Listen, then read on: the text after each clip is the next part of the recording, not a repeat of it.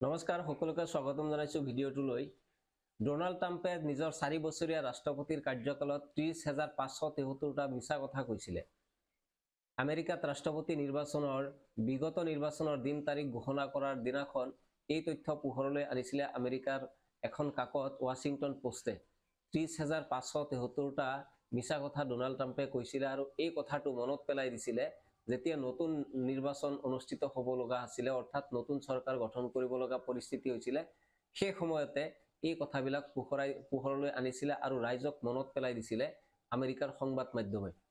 আজিৰে পৰা অসমতো বা ভাৰততো নতুন চৰকাৰ গঠনৰ এক প্ৰক্ৰিয়া আৰম্ভ হ'ব আৰু ৰাইজে সুবিধা পাইছে 10 বছৰ পিছত যে পুনৰ নতুন চৰকাৰ তেওঁলোকে নিৰ্বাচন কৰিব। এনে সময়ত কিছুমান কথা মনত পেলোৱা দৰকাৰ। আমাৰ সংবাদ মাধ্যমে সেই কথাবিলাক আলোচনা কৰে নে নাই আমি নাজানো। ৰাইজে সেই কথাবিলাক ভালকে জানিব যে প্ৰধানমন্ত্ৰী নৰেন্দ্ৰ মোদীয়ে 2014 চনৰ পূৰ্বে কোনবোৰ কথা ৰাইজক প্ৰতিশ্ৰুতি দি শাসনলৈ আহিছিলে, প্ৰধানমন্ত্ৰী মোদীয়ে কিমান মিছা কথা কৈছিলে আৰু তেওঁ কোৱা যি প্ৰতিশ্ৰুতি তেওঁ দিছিলে সেই প্ৰতিশ্ৰুতিবিলাক কিমান বাস্তৱত ৰূপায়িত হ'ল আৰু কিমান কাৰ্যকৰী হ'ল আৰু কিমান মিছা প্ৰতিপন্ন হ'ল, সেই কথাবিলাক সেই তথ্যবিলাক কোনোবাই ৰাজহুৱা কৰিলে বা এই কথাবিলাক সংবাদ মাধ্যমে মনত পেলাই দিলে ৰাইজেও সিদ্ধান্ত লোৱাত সুবিধা হ'লেহেঁতেন। প্ৰধানমন্ত্ৰী নৰেন্দ্ৰ মোদীয়ে 2014ৰ পিছৰ পৰা বা 2014ৰ আগত যিবোৰ কথা কৈছিলে তাত আটাইতকৈ গুৰুত্বপূৰ্ণ কথাটো আছিলে বছৰি 2 কোটি চাকৰি। বছৰি 2 কোটি চাকৰি দিয়া নহ'ল। কৈছিলে যে কৃষকৰ আয় দুগুণ বৃদ্ধি কৰা হ'ব, কৰা নহ'ল। কৈছিলে যে মূল্য বৃদ্ধি হ্ৰাস হ'ব, কিন্তু মূল্য বৃদ্ধি আজি 3 গুণ 4 গুণ বৃদ্ধি পাইছে। পেট্ৰল ডিজেল পেট্ৰলৰ দাম বৃদ্ধি পাইছে। ক'লা ধন ঘূৰাই অনাৰ কথা আছিলে, ক'লা ধন ঘূৰি নাহিল। 15 লাখকৈ প্ৰত্যেকৰে একাউণ্টত সোমোৱাই দিয়াৰ কথা আছিলে, 15 লাখকৈ কোনো ভোটাৰৰ একাউণ্টত নোসোমাল আজিলৈকে।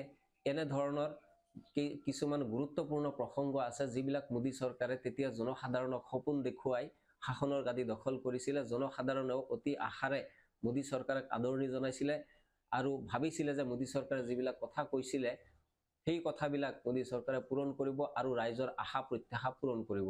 কিন্তু 10টা বছৰে মোদী চৰকাৰে তেনেধৰণৰ কথাবিলাক পুনৰ উচ্চাৰণ নকৰিলে। আনকি সংবাদ মাধ্যমৰ আগত আহিও এষাৰ মন্তব্য তেওঁ দিবলৈ বা সংবাদ মেল সম্বোধন কৰিবলৈ প্ৰধানমন্ত্ৰী নৰেন্দ্ৰ মোদী যি বিশ্বগুৰু বুলি কয়, নিজকে 56 ইঞ্চি বুকুৰ যি নেতা বুলি নিজকে জহাই ফুৰে, সেইগৰাকী প্ৰধানমন্ত্ৰীৰ সাহস নহ'ল এদিনৰ কাৰণে 10 মিনিটৰ কাৰণে সংবাদ মাধ্যমৰ আগত আহি বিস্তৃতভাৱে এখন সংবাদ মেল সম্বোধন কৰিবলৈ। গতিকে আকৌ সাধাৰণ নিৰ্বাচন অনুষ্ঠিত হ'ব, জনসাধাৰণৰ হাতত পুনৰ সময় আহিছে এই কথাবিলাক ভাবি চোৱাৰ যে কেনেধৰণৰ প্ৰধানমন্ত্ৰী আপোনালোকে নিৰ্বাচন কৰিছিলে, যি পূজা পাতলত ব্যস্ত আছিল গোটেই বছৰটোৰ মাহটোৰ 30টা দিনৰ ভিতৰত যদি আপুনি বিচাৰি চায় তেনেহ'লে মোদী চৰকাৰক নৰেন্দ্ৰ মোদীক দেখা পাব 25টা দিনতেই নৰেন্দ্ৰ মোদী বিভিন্ন ধৰণৰ ধাৰ্মিক কাৰ্যসূচীত তেওঁ অংশ লয়, মন্দিৰ মছজিদত তেওঁ ঘূৰি ফুৰে আৰু জনসাধাৰণৰ যি সমস্যা আছে সেইবিলাকক পিঠি দিয়ে। গতিকে সাধাৰণ নিৰ্বাচন আহিছে, এনেধৰণৰ কথাবিলাক পুনৰ আলোচনা হ'ব। হয়তো বহুতে কথাবিলাক মনত পেলাব, বহুতে কথাবিলাক আলোচনা কৰিব। প্ৰত্যেকে নিজৰ নিজৰ যি চিন্তাধাৰা আছে, নিজৰ নিজৰ যি বিবেক আছে, সেই ধৰণে কথাবিলাক আলোচনা কৰাৰ এয়া থল আৰু এয়াই সময়। নিশ্চিতভাৱে 10 বছৰ কাল কম সময় নাছিলে মোদী চৰকাৰৰ বাবে। মোদী চৰকাৰে যিবিলাক কথা কৈছিলে সেই কথাবিলাক পালন কৰাৰ যথেষ্ট তেওঁলোকৰ হাতত সময় আছিলে। তেওঁলোকৰ যি ডাঙৰ ডাঙৰ প্ৰতিশ্ৰুতি আছিলে তাৰ কেইটা প্ৰতিশ্ৰুতি মোদী চৰকাৰে পূৰণ কৰিলে সেই কথাবিলাকো এতিয়া নিৰ্বাচনৰ আগমুহূৰ্তত জনসাধাৰণে ভাবিব লাগিব। হয়তো এনেধৰণৰ কথাবিলাক বিৰোধী ৰাজনৈতিক নেতাসকলেও ক'ব আৰু বিৰোধী ৰাজনৈতিক নেতাসকলে শাসকীয় পক্ষই বিভিন্ন ধৰণৰ সাম্প্ৰদায়িক মন্তব্যৰে উচটনিৰে জনসাধাৰণক বিভ্ৰান্ত কৰিবলৈ চেষ্টা কৰিব। গতিকে 10টা বছৰ জনসাধাৰণে যি জমৰ যাতনা ভুগিলে সেই কথাবিলাক এতিয়া নিৰ্বাচনৰ আগমুহূৰ্তত ভাবি চাবলগীয়া এক সময় আহি পৰিছে।